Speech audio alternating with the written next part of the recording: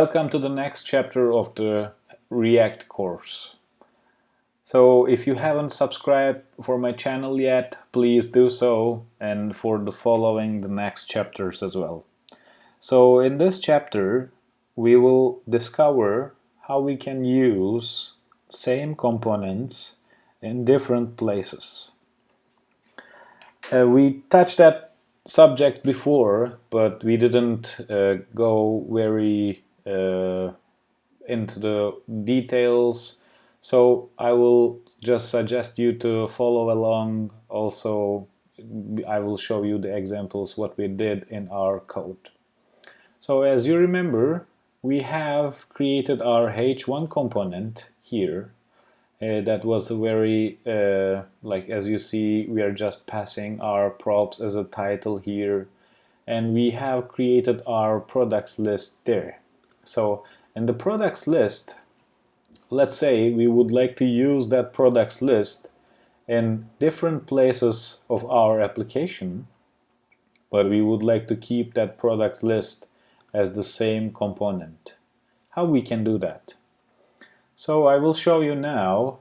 Let's keep our products list right now like this, and let's say we would like to add some filtration for price, or we can add another attribute for this object as a manufacturer, for example, and we would like to see which devices has been made by some manufacturers.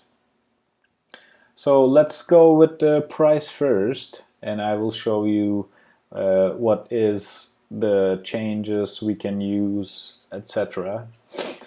So here I will change some of the prices is less than 1000, and I will make some of them more than 1000.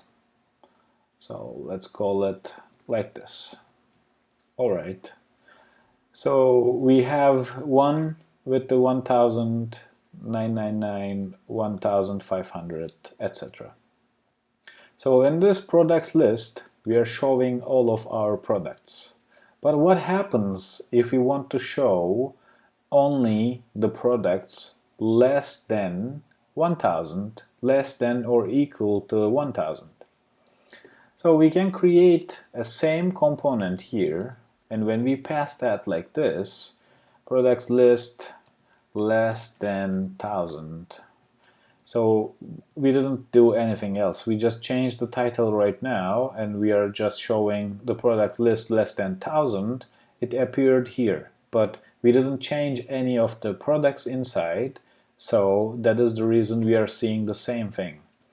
But what we need to do here, we just need to pass the products, which we need to filter the product itself. So we can say products.filter, and here we will filter our products and use it like this. Alright, so here the products.filter, and we can say product, which we will use it like this, and let's say the product price less or equal than 1000. Alright, as you see, our elements came up here. The price 1000, 500, 400, 750, 999. If we want to use that component in the same way to showing more than 1000, so we can make it like this, and we are showing the products list more than 1000. As you see, we just filter the elements here with the products.filter. This filter method is the array method, which is filters the values regarding to the function we wrote inside, and it checks all of the products product by product, and it checks the price. If it's more than 1000, it returns true, and it gets the value here and updates the, creates a new array here and returns that value. So as you see, we have generated our list right now. Also, if we want to use some different things, let's say if we want to separate our products to in a different shape, we can add the manufacturer here. So we can add it like this, manufacturer, and we can say Apple, for example. It will be easy because I have written many things for the Apple currently, so I'm choosing all of them like that with holding my option key and pasting, with pasting like this. It will give an error, of course, because we haven't specified our manufacturer here as a string. Yes, it is gone now, but it will still, we need to make the same thing for this products list here. We need to add many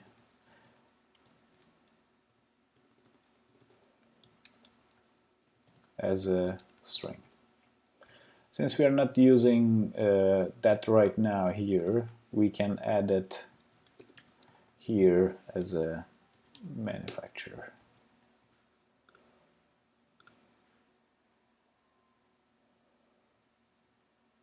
Alright, now let's go see. I have forgotten to change here.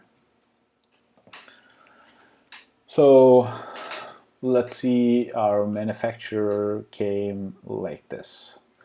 We need to change these values, and for example, let's make it Microsoft and the PlayStation as a Sony, and the XYZ is coming from the XYZ.